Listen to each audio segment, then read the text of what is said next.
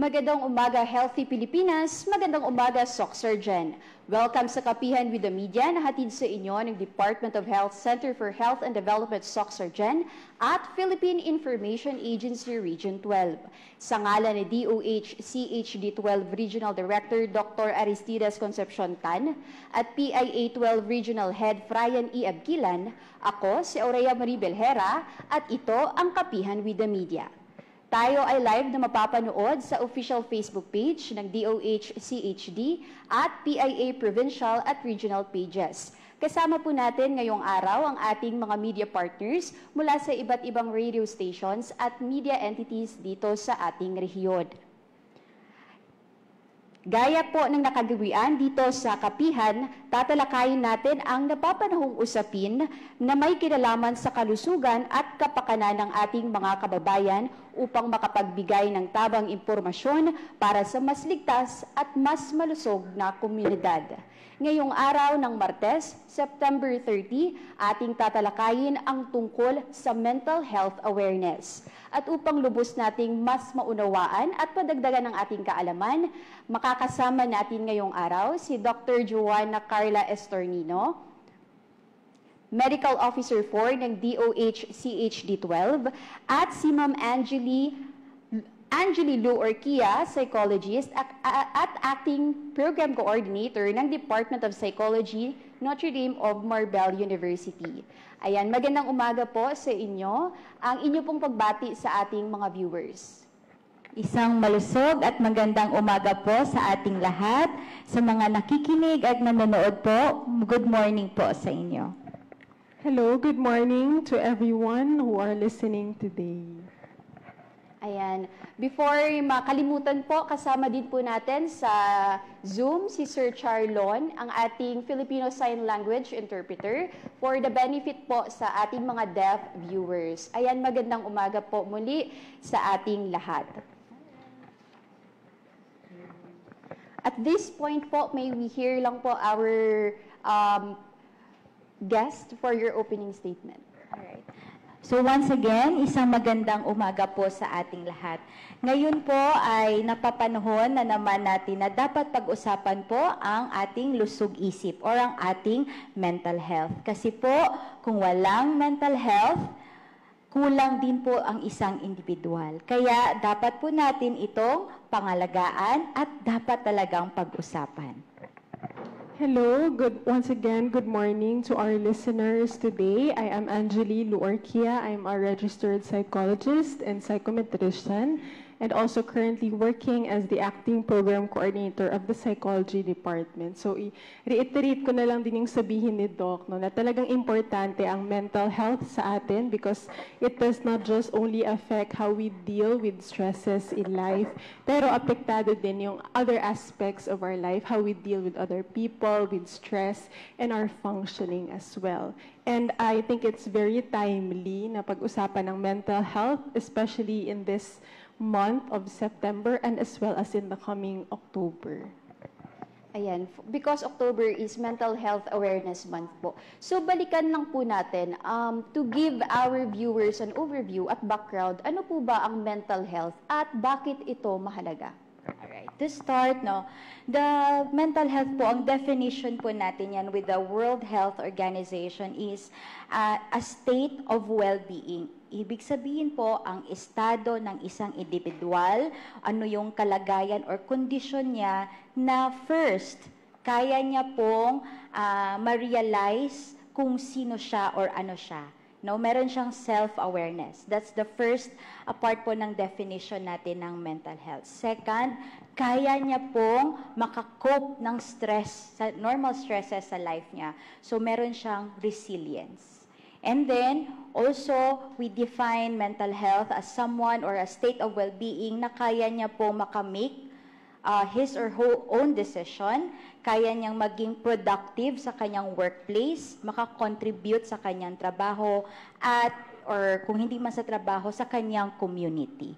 Yan po ang definition po natin ng isang individual na good ang kanyang mental health. Meron siyang self-awareness, meron siyang resilience, isa siyang critical thinker, meron siyang sense of purpose, at meron siyang productivity and creativity. May ma-add ka, ma'am? Yes, no, so gaya ni Doc, no, yung holistic na development ng isang tao, kasi kasali sa mental health, hindi lang yung pangkaisipan, kundi yung emotional, social, and as well as our physical well-being. Doc, may we know po, ano po yung mga basic na palatandaan para masabi po natin ng isang tao ay talagang may pinagdadaanan tungkol sa kanyang mental health po? Alright. So, first po natin na tatandaan or nakikita, especially if we truly know that person or if we truly know ourselves. Isa po dyan is, meron na po tayong yung dating mga bagay or activities na nagpapasaya sa atin, bigla na lang po siyang, it does not give you joy anymore, no? Bigla ka lang, hindi na yung, or, pag, yan, isa, no? Yung, ang term natin yan is parang na-lose of interest or wala ka ng feeling doon sa dating mga nagpapasaya sa'yo. Next is, later, may iba po isang binabantayan nung nagiging malayo na po sa interaction with other people. Meron siyang distance, no? Meron siyang nilalayo niya ang kanyang sarili. Meron din po, partly is the poor pag-aalaga ng sarili. Isa din po yan sa ating binabantayan na mga common condition or nakikita natin sa taong merong pinagdadaan or may mental health condition. May add ka pa, ma'am? Yes, no. So, maliban dun sa nabanggit ni Doc, yung changes talaga, isa yun siya talaga sa magiging sign na ang tao ay may pinagdadaanan. For example, changes sa kanilang appetite, changes sa kanilang pagtulog or sleep patterns. Yung minsan, gusto nilang matulog ng masyadong mahaba. Yung iba naman may insomnia or hindi nakakatulog. Yung withdrawal sa friends or isolation sa mga kasama nila, mga kasama sa trabaho, sa kaibigan, sa pamilya. So it's more of the changes that a person experiences and as well as changes din sa emotion. Like for example, mas irritable sila, malungkutin. And so yan ang iba. Although it varies naman, no, depende sa condition, but those are some of the common general things you can look out for as signs that someone is going through something. And if I may add po, ngayon po kasi grabe ka poker face ang mga tao. No? You never know kung may pinagdadaanan sila or hindi. Marunong silang magdala ng kanilang sarili somehow. No? In the face of other people, joker sila, masaya sila, they are the clown of the group. But deep inside or without the group of friends, sila din po yung may pinagdadaanan. Sinasabi ko nga, the one who has the loudest laugh has the deepest cry, kumbaga. No? Yun po yung nangyayari ngayon sa atin sa mental health. That's why si mental health po again, hindi lang po yung taong palaging masaya, okay yung mental health niya. Yung palaging malungkot, ay bad ang mental health niya. Ngayon po, parang ang natin lahat po tayo merong mental health.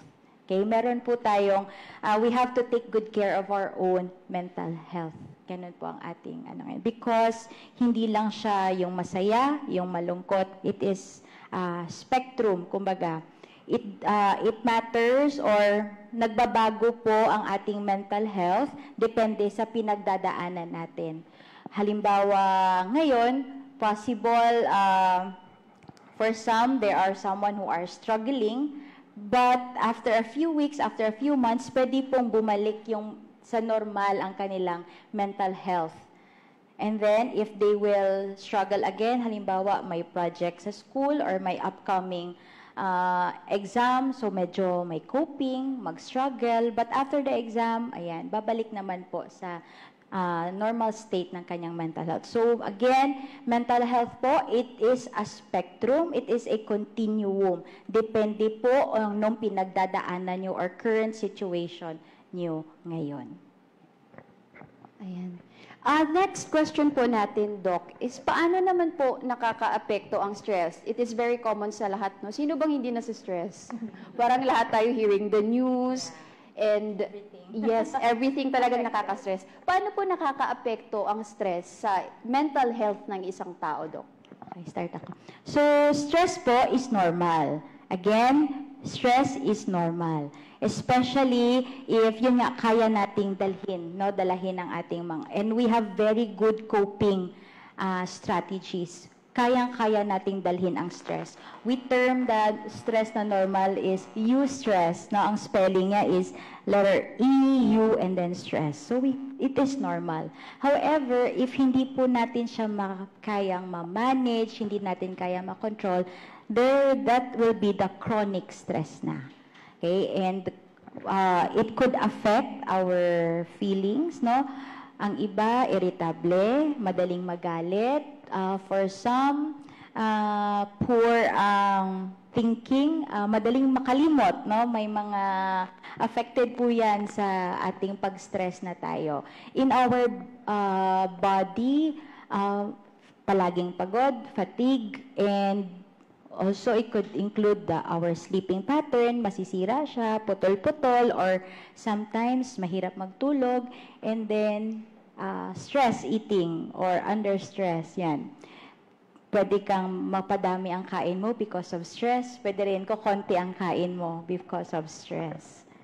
Yeah, so stress kasi like what Doc mentioned, it's a response of our body when we have demands. For example, kapag may binigay na task sa'yo sa trabaho, or if you're a student, pag nagbigay ng project, yung teacher mo, or si ma'am, si sir, that's an example of a demand or a challenge. And stress is just our body's response.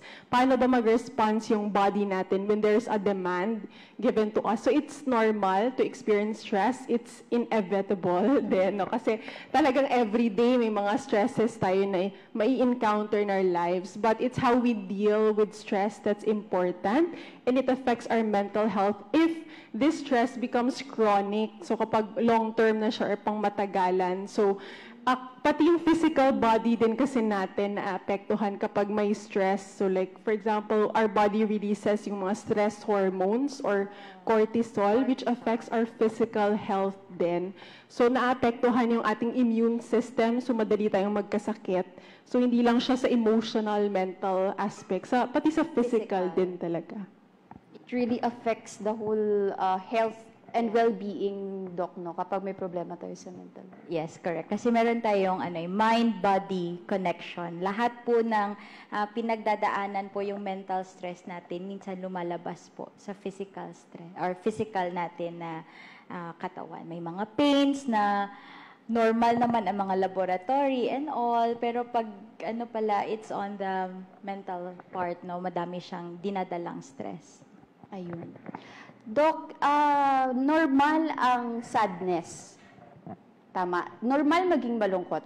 Pero ang tanong po, Doc, kailan or gaano po ba kahaba ang ano po ang pinagkaiba ng normal na lungkot sa depression?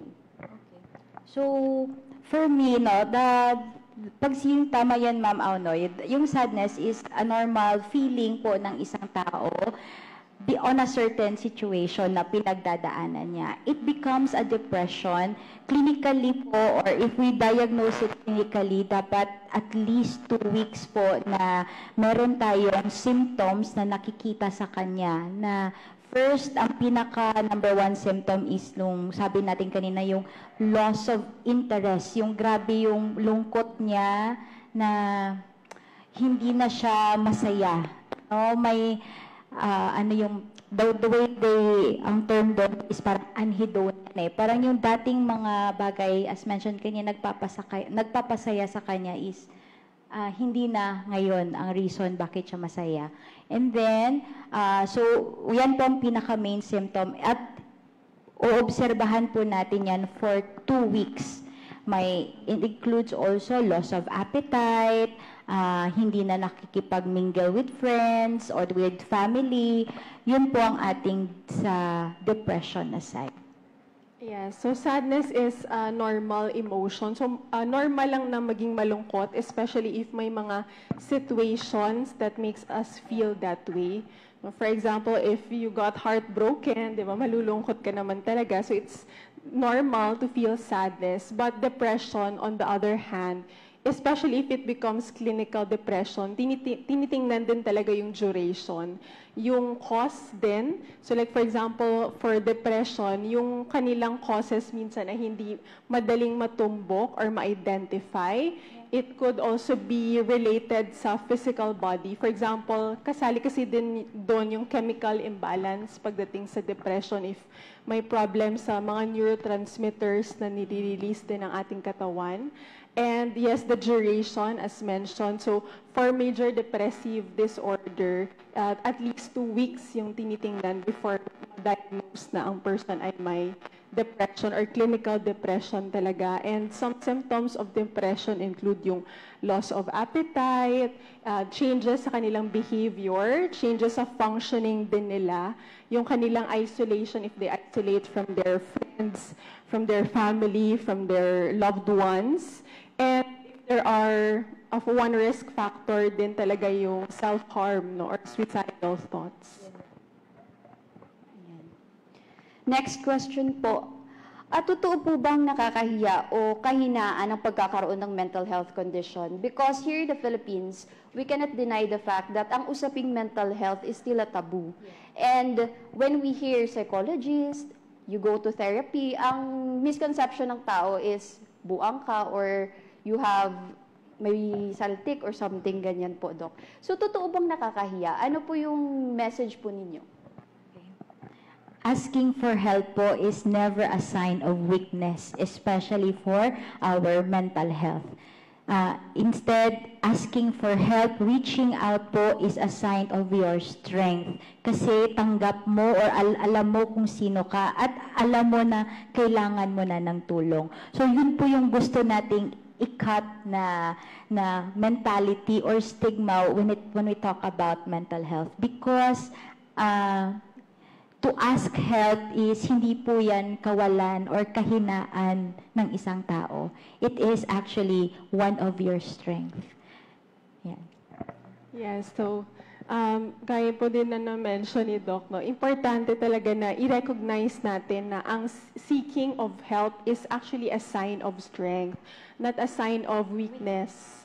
Kasi yung iba, if you show signs of vulnerability, parang you're weak or not, diba? Pero hindi siya ganon. It's the opposite actually. When you become vulnerable, when you seek help from other people, it's a sign of strength. And I think nagiging difficult siya or nagiging harmful if nakikita natin na ang paghingi ng tulong or yung mental health condition is a sign of weakness. Kasi it also hampers or parang nagiging barrier siya na maghingi ng tulong sa mga professionals. So gaya din ng nasabi ng host natin today, no, na may stigma kasi pag humingi ng tulong sa mga professionals like psychologist, psychiatrist, may negative belief na ay buang ka, na nagiging negative siya agad. So, yung ibang tao ay hindi na nai-encourage na humingi ng tulong because of that. And when you think about it, mental health conditions or mental health disorders are like physical disorders as well.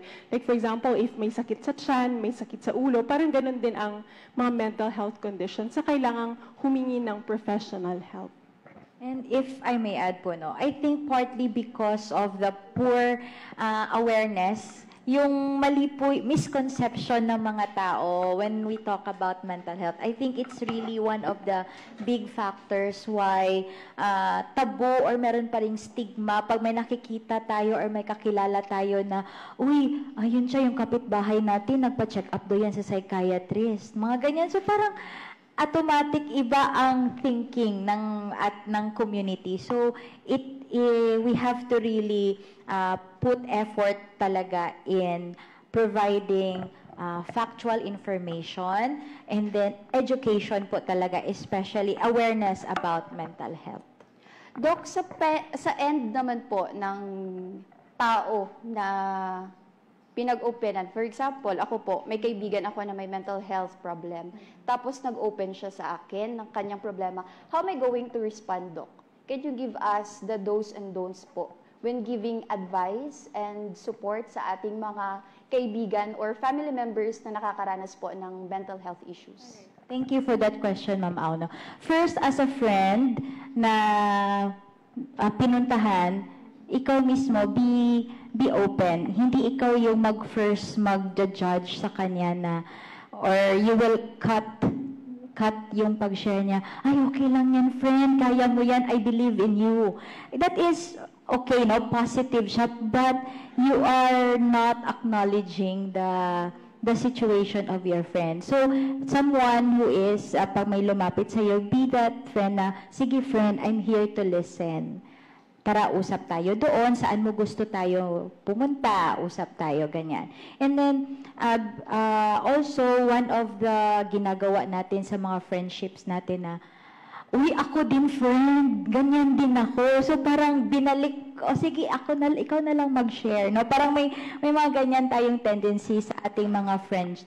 But, in someone who was may pinagdadaanan po, good ears talaga is very important. Yung someone na hindi siya ikakat, hindi siya i-judge na dahil pumunta siya sa'yo, dahil kinausap ka niya.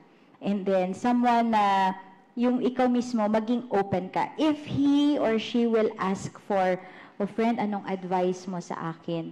Pwede mo naman, we can give advice, suggestions, but we see to it talaga na siya ang magde-decide para sa kanyang sarili. We'll just be there to guide ang ating friend, no, ang ating kaibigan, kung saan yung tamang desisyon. You, Ma'am Angel, based on your experience naman po sa counseling. Yung actively listening talaga, no, napaka-importante. I think that's one very simple way that we can show na we care for that person na nag-open up sa atin. Pakinggan muna natin ano yung pinagdadaanan nila. We try to assess their situation as well. And I think getting or doing proactive steps, for example, if you feel na kailangan niya na ng additional help, baka pwede din natin siyang tulungan na pumunta sa mga professionals. Like for example, tulungan natin sila maghanap online kasi may mga online services naman that provide counseling services, or meron din sa city natin or in the province where they can go and seek for help when they need it. So really listening, actively listening and helping them out. And I think importante din na ikaw mismo na nakikinig ay alagaan yung sarili mo kasi we cannot help others if tayo din, no, nahihirapan. It always starts within ourselves po. True. Ayun. May katanungan po tayo mula sa FB Live. Ano po ang pwede nating gawin bilang isang community para po maiwasan ang paghantong sa chronic stress? Chronic stress, again, no, it's because yung hindi na kayang i-handle, kumbaga, yung mga, well, kung sa work yan siya, sunod-sunod ang mga deadlines, no, hindi kayang makakope doon sa demand, sa pressure, and then nagpatong-patong, plus family, plus outside factors pa, kaya nagkakaroon tayo ng chronic stress. How can we deal with it? I think it should start within yourself talaga. Yun po yung foundation natin. Kasi hindi mo naman pwedeng sabihin, mag-alis na ako sa work. Hindi mo naman pwedeng sabihin yun because work is important. Mas stress ka nga kung wala kang pera, di ba? Yun yung ano natin eh. So, it always go back to you as a person. Marunong ka dapat magbalanse, no? You know your coping strategies. What works for you well para matimpla mo, matansya mo, okay, stress na ako konti.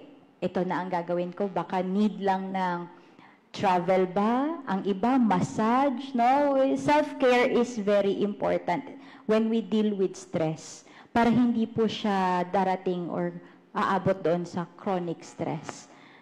May dagdag ka. Yeah.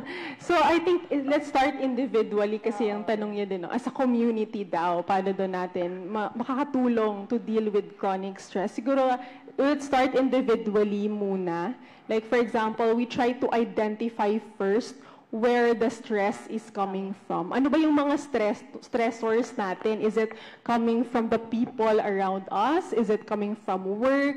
Is it coming from elsewhere? So we try to identify where it's coming from and then we try to address. So depende din siya talaga sa situation or circumstance ng isang tao. Ano ba yung mga possible ways to deal with it? Like for example, baka pala kulang sa time management. So that's something you can do. And of course, important talaga ang self-care practices. So there are different ways we can take care of ourselves. So like for example, taking care of our physical health first, doing exercise is very important. Our body releases good hormones that make us feel better, make us feel happy. Engaging in pleasurable activities, yung mga activities na papasaya sa inyo. Like, for example, when you watch movies. So that's something that makes you happy. And also, socialization is very important. Connection with other people. So I think leading to that is where the community starts. How our community can help with chronic stress. Maybe build connections with other people, organizations that you share the same mga interest. Like for example, now, nauuso talaga yung mga marathon groups, diba? Nasa running era na halos lahat. So that I think is one way that we can deal with chronic stress as a community, to build connections with people. And of course, let's treat each other a little kinder, diba, Doc? So at this point po, let us give an opportunity po sa ating mga media partners na makapagtanong. And reminder po sa ating mga media friends to please state your name and media entity you are representing before shooting your question.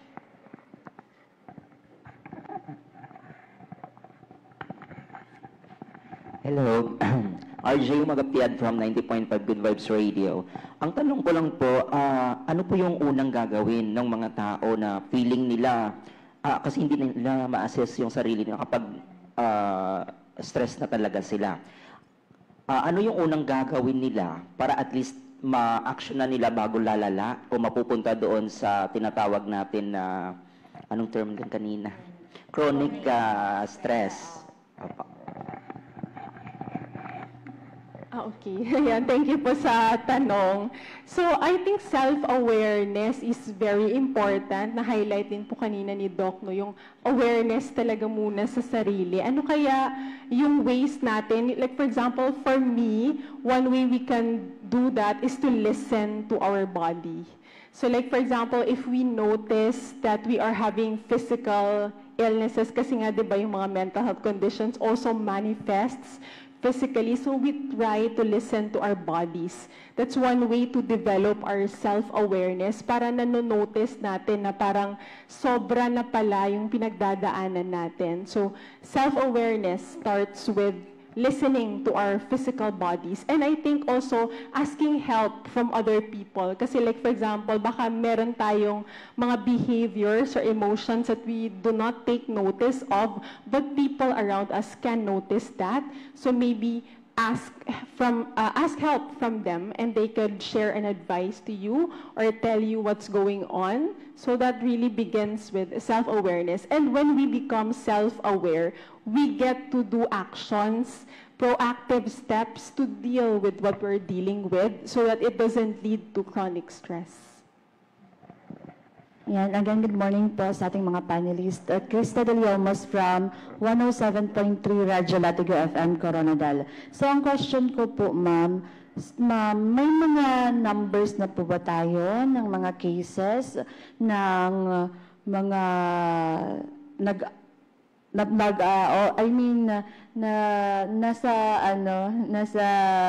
napagdadaanan yung stress? May pumupunta na po ba sa ating tanggapan regarding this kind of situation? And meron po ba tayong mga tawag natin ito, welfare desk na pwedeng lapitan po ng ating mga mamamayan, especially yung mga kabataan, yung mga parents like us, di ba? Na minsan, alam naman natin na sobrang stress, maraming problema yung nag-a-arise, na minsan nangihiya tayo sa mga relatives natin na mag-open up, nahihiya tayo sa mga friends natin na maiisip natin minsan may problema rin sila, dadagdagan pa natin, yung mga ganong thinking po na pwedeng yung sa may mga tawag nito? May mga, yung well-educated sa pag-handle ng ganitong mga kind of situations po. Alright, sige. Thank you, ma'am. No, for the data, for the numbers po, yung chronic stress per se, wala po talaga tayong data niyan no, na nagagather. But what we have, ma'am, in the region are yung diagnosis na po na ilan po yung may depressed o yung na-diagnose po talaga ng ating mga psychiatrist, depression, psychosis. Yung psychosis po, yun na po yung more common na presentation talaga pag sinabi nating buang, no? Ito sila yung may mga hallucination, ito na po yan sila. So to give you a picture po, no, in the region for depression natin, our cases po, a total of 166 male and 221 female po ang diagnosed ng depression. This is as of December 2024 because we gather yearly po ang data natin. So as of 2024, ganun po kadami ang ating cases or diagnosis of depression and majority po nasa edad 20 to 59 years old. So nasa mga working adult age talaga siya. And laban ang mga babae. For mas madaming diagnosed na babae for depression and of course anxiety. Depression, anxiety, female po tayo.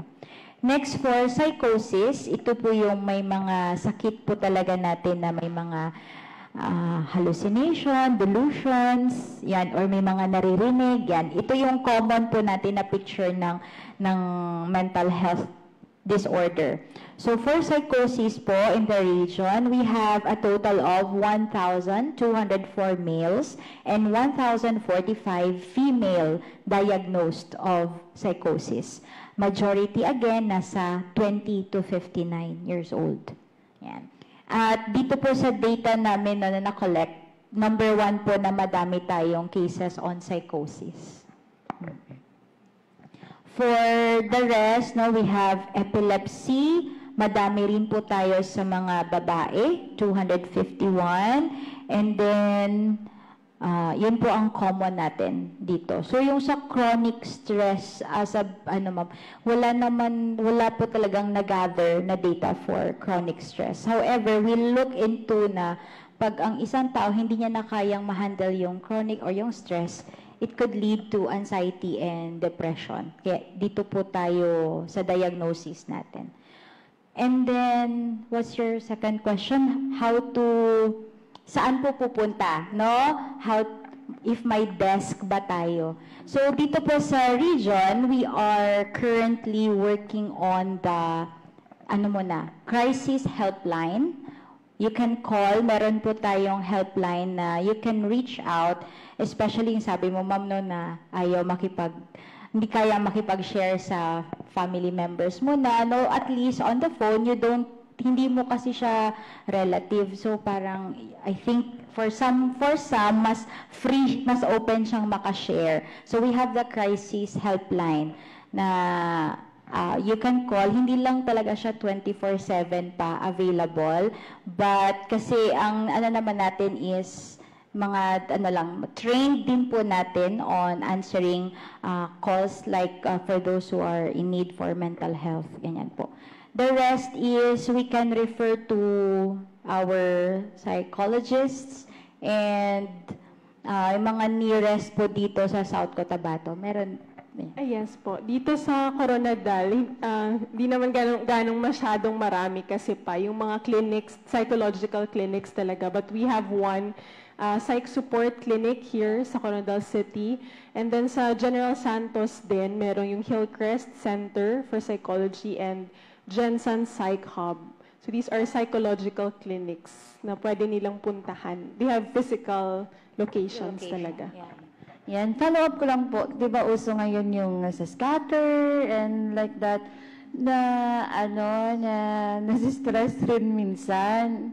O, nagdadala rin siya ng stress. Lalo na pag natatalo or anything, nagkakagulo yung pamilya, yung buhay ng tao. So meron po ba ngayon dito sa within our Region 12 na pwede pong lapitan ng mga pamilya or some individual na parang na-addiction na sa sa tinatawag nating online gambling po? Siguro pag ganun na chronic na din po talaga yung addiction niya, ma'am, we can start with, hindi naman agad-agad sa psychiatrist, but siguro balik pa rin po tayo doon, pwede start muna sa psychologist, kasi yung addiction po to gambling or gaming, ganyan, hindi naman wala po siya yung gamot talaga na, okay, ito ang gamot para dyan. So, it takes a lot of therapy sessions, counseling, bago po natin totally ma-address yung concern na yon. For now, wala po talaga tayong addiction physician, medicine na available dito sa region.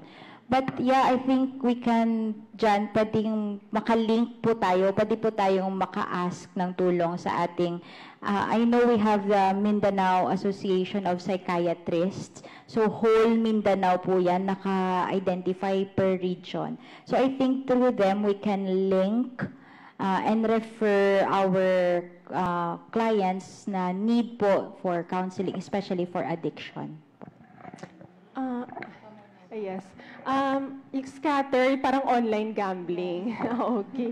Siguro if addiction siya in the sense of drugs, it's a different way of dealing with it kasi physical siya talaga. So, kailangan pumunta sa rehab, ganyan, and medicines as well.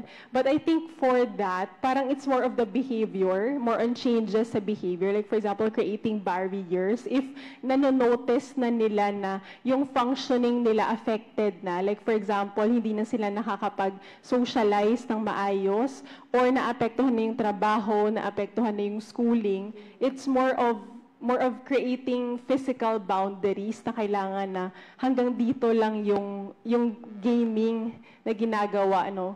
So dapat manonotice din natin yun physically. And I think if you think na parang need mo na talaga ng additional help, there are also psychologists you can go to. They focus more on therapies, like cognitive behavioral therapies to deal with gambling or addiction disorders in relation to gaming. Follow-up lang po, Doc. Sure. Kailan po ba dapat pumunta sa mga expert or psychiatrist para magpakonsulta po? And ang ginaworry po ng mga mamamayan is kung may bayad, magkano po pa? Alright.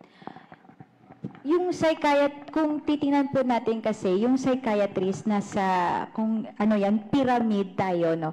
Nasa second or third level yung mga psychiatrist natin. For us, again, pinakauna, self-awareness, no?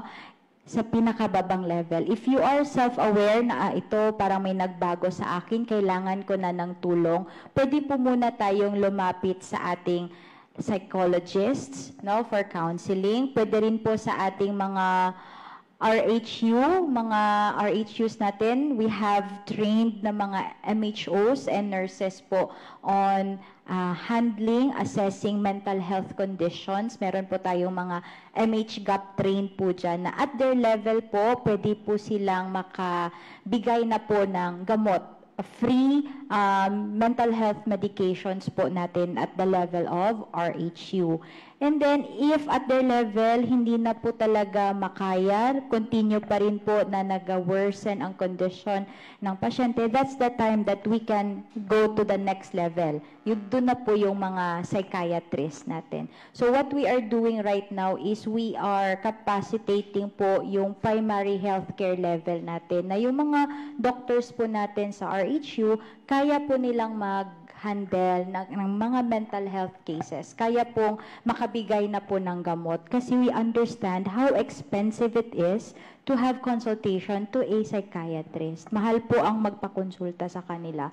But because we want to strengthen the primary care, at the same time to end that stigma na dapat psychiatrist talaga agad. No, we have very much available po na mental health advocates po muna, no? We have psychologists, our psychometricians, our HUs, no, available po for mental health services before we can go to the psychiatrists. Ma'am, libre po, speaking of libre po ba yung mga gamot Yes sa po. RHU? Yes po. May libre po And tayong yung check-up?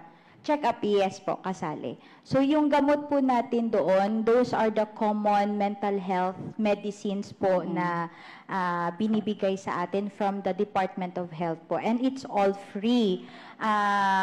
Yun lang, syempre, the availability, yung always ba available, yun po ang hindi po namin masasabi talaga because syempre from the central office, they will deliver it to us. So ang importante po talaga, if you know or know someone or a family member po na merong mental health condition, best thing to do first po is punta po tayo sa RHU.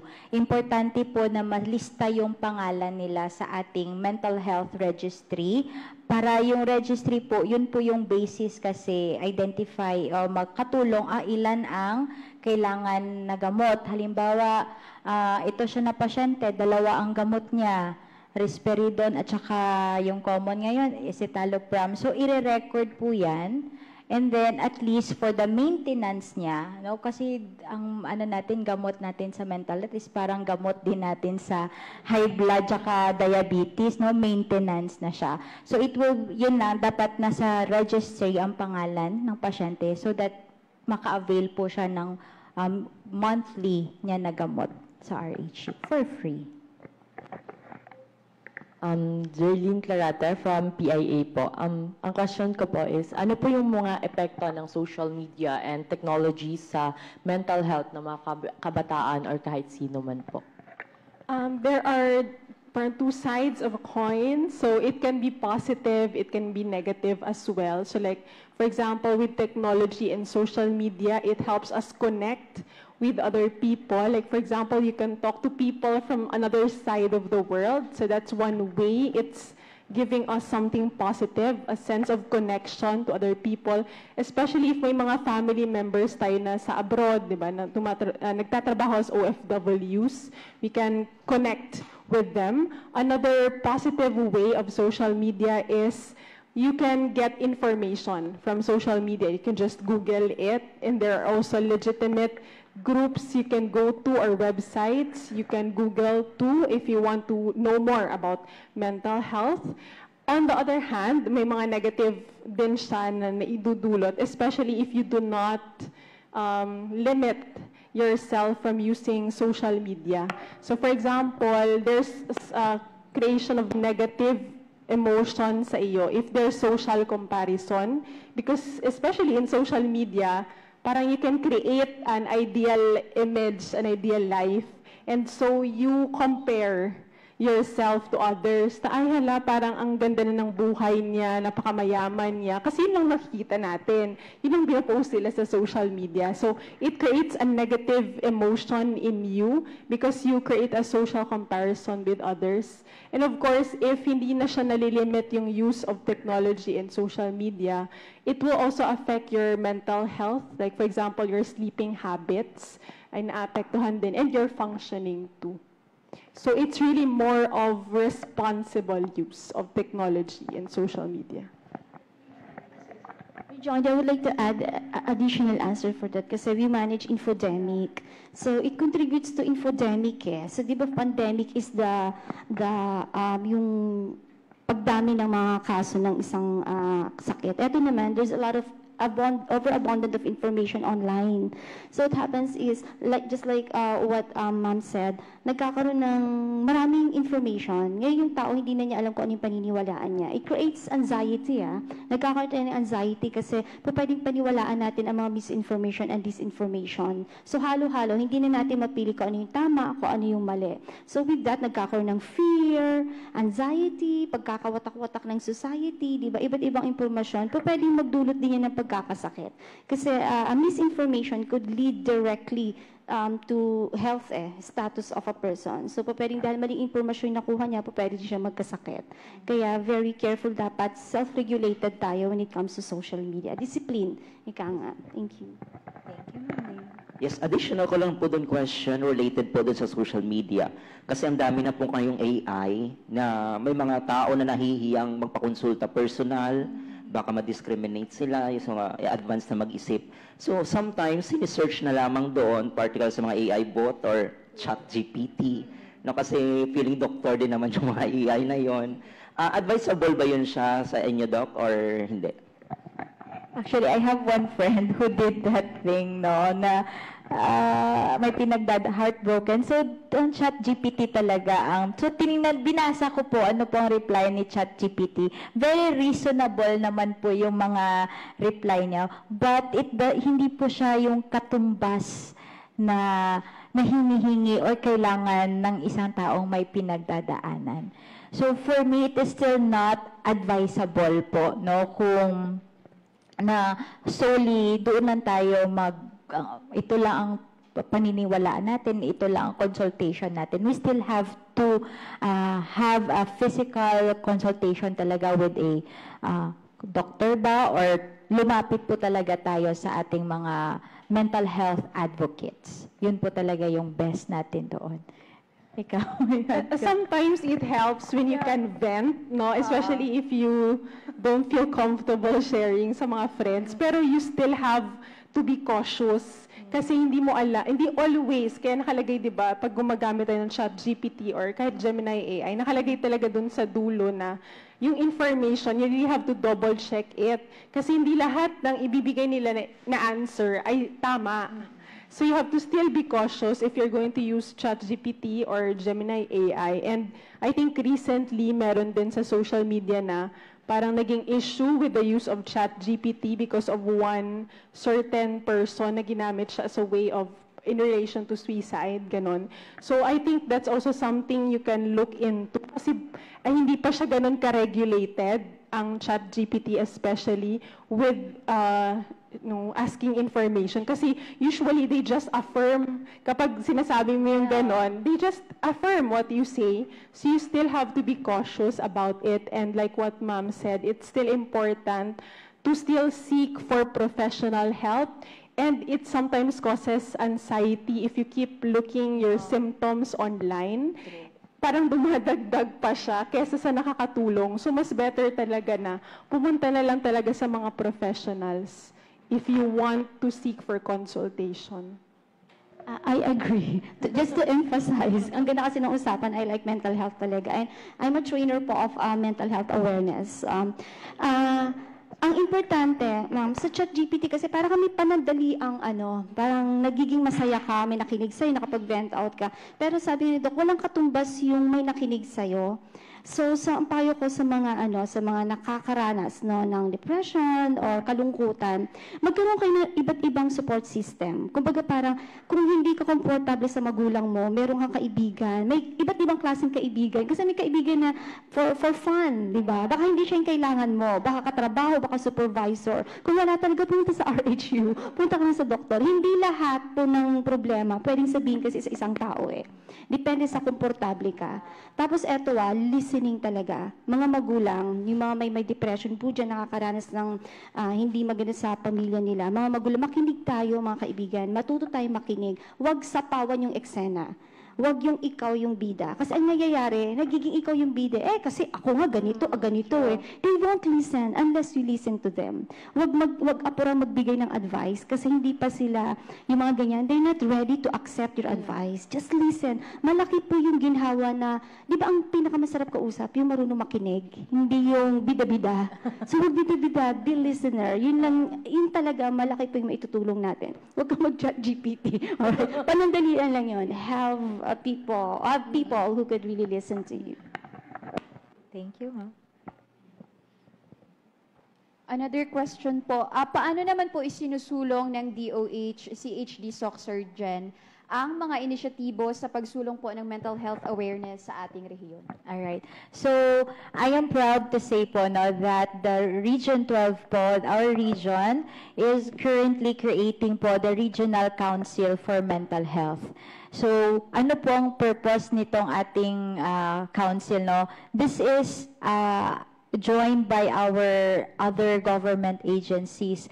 Nakikita po natin na ang bawat agencies po, meron po tayong kanya-kanyang mga activities, innovations for mental health. So with the council, hopefully na ma-launch at mapuput up po natin, no, all efforts po ng agencies, mapagsama-sama po natin. And so that we can give the full, kumbaga holistic na services for our mental health patients. Yun po yung goal ng ating binubuong council. It is composed of, the national government agencies here in region. Also, nandiyan din po mga mental health advocates natin. We have members po ng council, our Mindanao Association of Psychiatrists, and hopefully, ang association po ng mga psychologists and psychometrician natin para buong-buo po yung composition ng ating council. So, on the verge of creating it, but hopefully target po this year talaga, malo-launch po natin yung SocSurgen Region Council for Mental Health. Yun po yung isa na pinubuo po natin, no, initiatives for the mental health program. Also, we continuously do po our capacity building. Naintindihan po natin na kulang po talaga ang mga psychologists, kulang po ang mga psychometrician, kulang po ang mga psychiatrists natin dito sa region. So we provide, again, capacity building po for our doctors sa MHOs natin, sa ating mga nurses sa RHU, to be capable po, again, for our mental health na assessment and diagnosis and then management. Yun po ang few of the initiatives, activities po ni DOH. From our media partners, may additional question pa po ba tayo? Okay na po. Bilang panghuling tanong po, ano po ang mensahe na nais niyong ipaabot sa ating mga manonood at tagapagpakinig tungkol sa kahalagahan ng pag-aalaga ng mental health?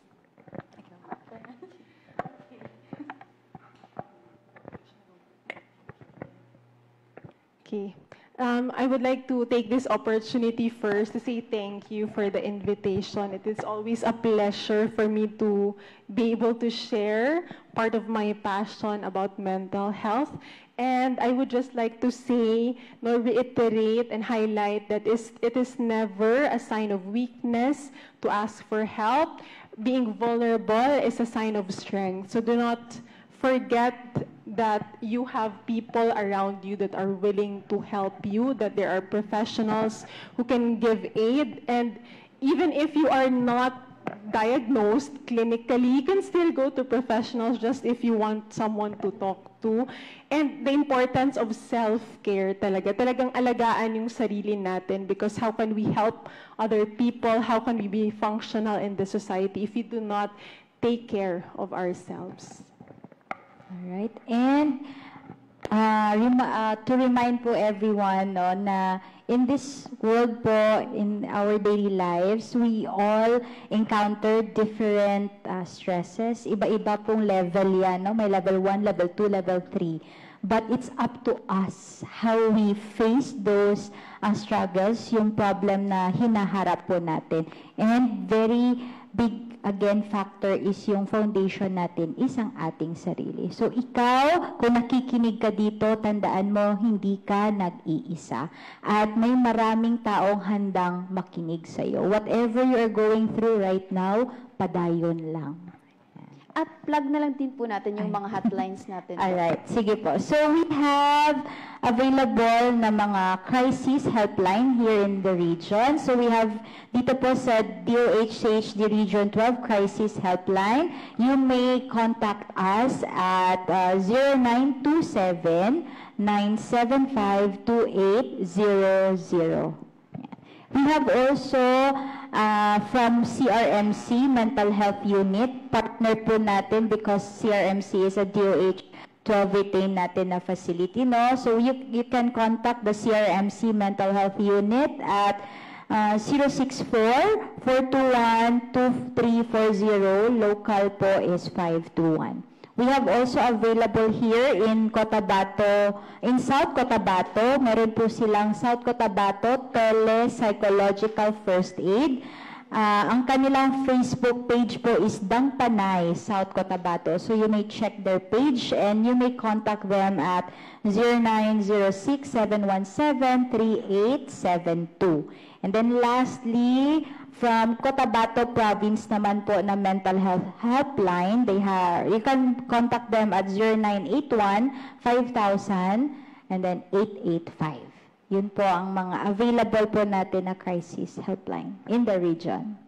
Ayan, once again, ating palakpakan ng ating guest for today. Maraming salamat po kina Dr. Joanna Carla Estorninos at Ma'am Angeli Orquia sa pagbabahagi ng inyong kaalaman at panahon. Tunay nga na napakahalaga ng ating talakayan ngayong araw, lalo na't patuloy na hinaharap ng marami ang mga suliranin sa mental health. Hinikayat po namin ang ating mga kababayan na huwag mag-atubiling lumapit sa mga available na serbisyo sa ating DOH at LGU kung kayo o ang inyong mga kapamilya ay may pinagdadaanan. Tandaan na ang mental health ay kasing halaga ng ating physical health. Sa ngalan ng DOH 12 at PIA Region 12, ako po si Aurea Marie Belhera ng PIA at magsama-sama po tayo muli sa susunod na edisyon ng Kapihan with the Media. Sa muli, magandang araw, Healthy Pilipinas, mabuhay ang ligtas at malusog na Soxergen.